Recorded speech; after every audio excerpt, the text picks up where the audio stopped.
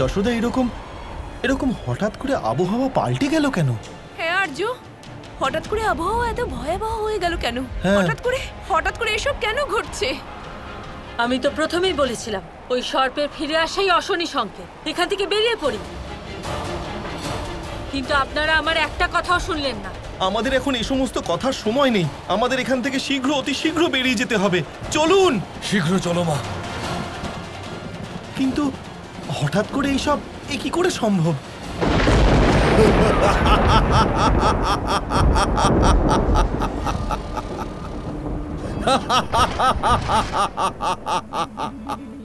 আমি যমুনাকে বেঁধে দিয়েছি বলে সারা প্রকৃতি ভারসাম্য হারালো। প্রলয়ের চিহ্ন চারিদিকে চারিদিকে স্পষ্ট দেখা যাচ্ছে।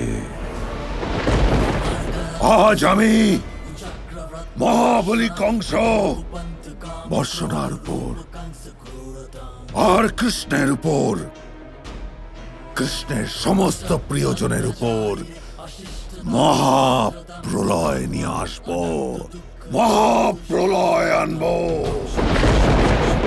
আর ছিনিয়ে নেব ওদের সমস্ত কিছু। ওদের প্রাণ হরণ করব আমি, মহাবলী কংস।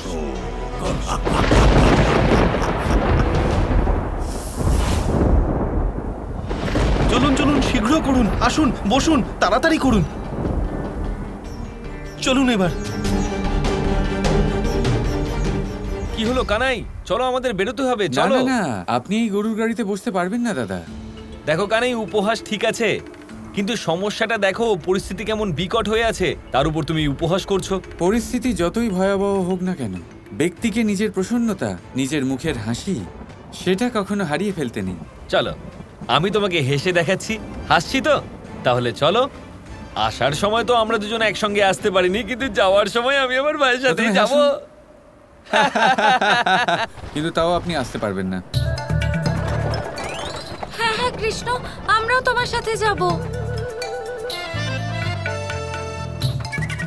আরে দেখুন না, কত ভয়ানক আবহাওয়া, ঝড় আসছে, ধুলো উড়ছে, আমি কিছুই দেখতে পাচ্ছি না।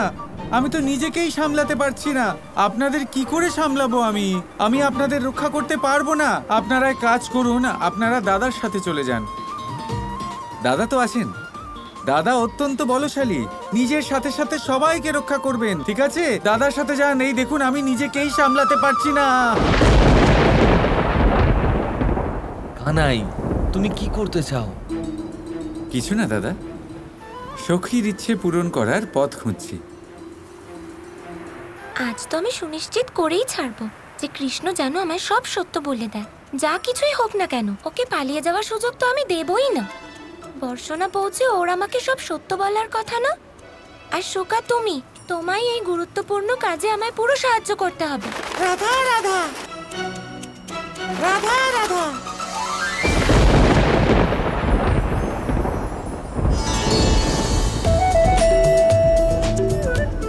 আচ্ছা, তাহলে এই ব্যাপার।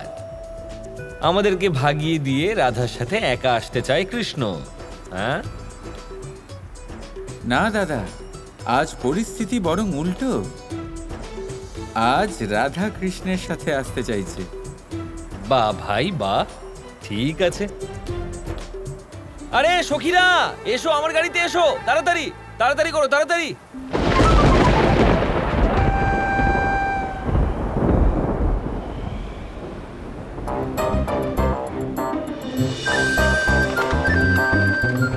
আরে রাধা, দেখো দেখো, ওই কৃষ্ণ আমাদের ছেড়ে পালাচ্ছে। দুষ্ট কৃষ্ণ, দুষ্ট কৃষ্ণ। কোথায় যাচ্ছ? বর্ষণা যাচ্ছি। আর কোথায়? তুমি কি এখানেই থাকবে? কেন? আমি এখানে কেন থাকবো? আমিও তোমার সাথে যাব।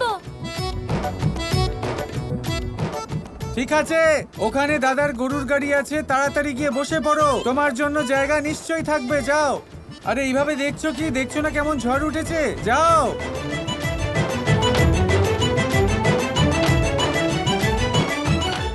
আমি জানতাম কৃষ্ণ এরকমই নাটক করবে। যাও সুকা, আমাদের পরিকল্পনাকে পূর্ণ করো। সুকা, সখীর ইচ্ছে তো পূরণ করতেই হবে। রাধা রাধা রাধা রাধা। প্রলয় আসছে, প্রলয় আসছে। কৃষ্ণের গাড়িতে বসে যাও, কৃষ্ণের গাড়িতে বসে যাও। দাদার গাড়ি বহু দূরে আছে, দাদার গাড়ি বহু দূরে আছে। আরে শীঘ্র করো রাধা, শীঘ্র করো। আরে এই যে এখানে এসো, প্রলয় আসার আগে বর্ষণার জন্য বেরিয়ে পড়ি। তাড়াতাড়ি এসো রাধা, গাড়িতে বসো।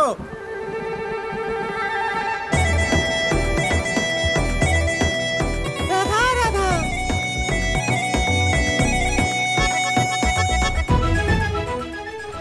উফ, খুব জোর ঝড় আসছে। হ্যাঁ, আরে রাধা কোথায় গেল? আয়ন, আমার কেবল তোমার আর আমার প্রাণের চিন্তা আছে, আর কারো নয়। আর এই মুহূর্তে এক্ষুনি তুমি আমার সাথে চলো। এসো। কি বলছো মা?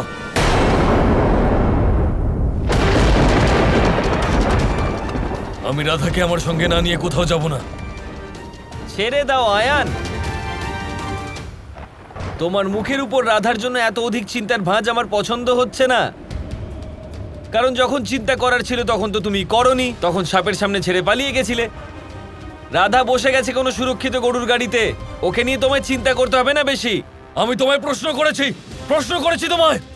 আয়ান, চুপ করো। দেখো মা, যা খুশি তাই বলছে। চলো আমার সাথে। তুমি নিজের কাজে মন দাও, ঠিক আছে? আরে যাও, না হলে তোমার চিন্তা করতে হবে সবাইকে। অন্ধবুদ্ধি বলরাম।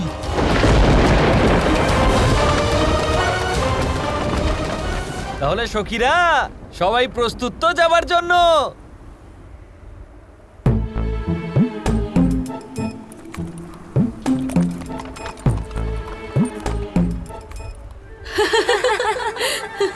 দেখো তো সখীরা, যখন কৃষ্ণের সাথে এসেছিলাম কত মজা হয়েছিল, কিন্তু দাদার সাথে দেখো ওনার কথায় গরুও আগে যাচ্ছে না।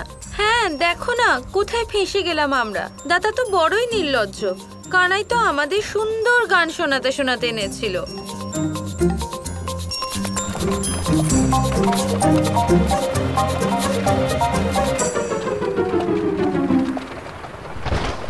এই দেখো, গরু চলছে এবার। আর এবার বলো, আর কি কি বলছিলে তোমরা?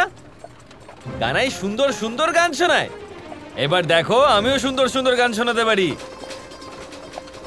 শোনো। দাদা ছেড়ে দিন, আপনার গানে তো বেচারি গরুও দাঁড়িয়ে গেল। আপনার দ্বারা হবে না।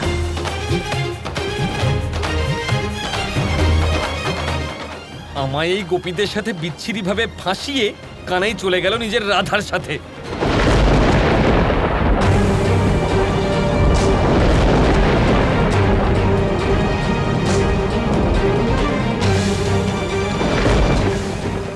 ঋষভান মশাই, কীর্তিদা দেবী,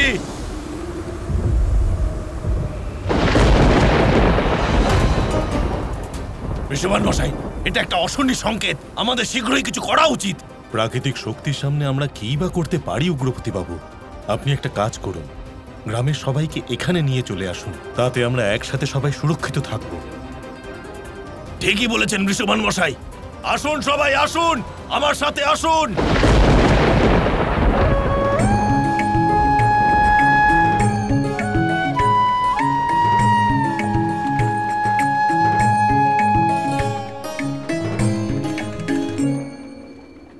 সুকা, দেখো না এ কেমন বিড়ম্বনা।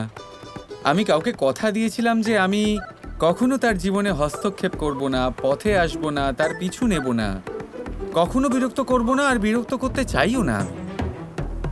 এবার দেখো, নিজেই সেই ব্যক্তি আমার গরুর গাড়িতে এসে বসে গেল। এ তো অনুচিত হচ্ছে আমার সাথে সুকা। আচ্ছা, আমি তো দাদার গরুর গাড়িতে বসছিলাম, তুমি নিজেই বললে এখানে বসতে। এবারে তুমি দেখো, আমি তো তার সাথে কথাও বলছি না, কিন্তু সে সবসময় অজুহাত খুঁজছে আমার সাথে কথা বলার। এবার তুমি বুঝিয়ে দাও রাধাকে, আমি রাধাকে সাহায্য করিনি, আমি তোমাকে সাহায্য করেছি সুকা। শুধুমাত্র তোমার কথায় ওকে এখানে বসিয়েছি। রাধা রাধা। রাধা কৃষ্ণ কৃষ্ণ কৃষ্ণ কৃষ্ণ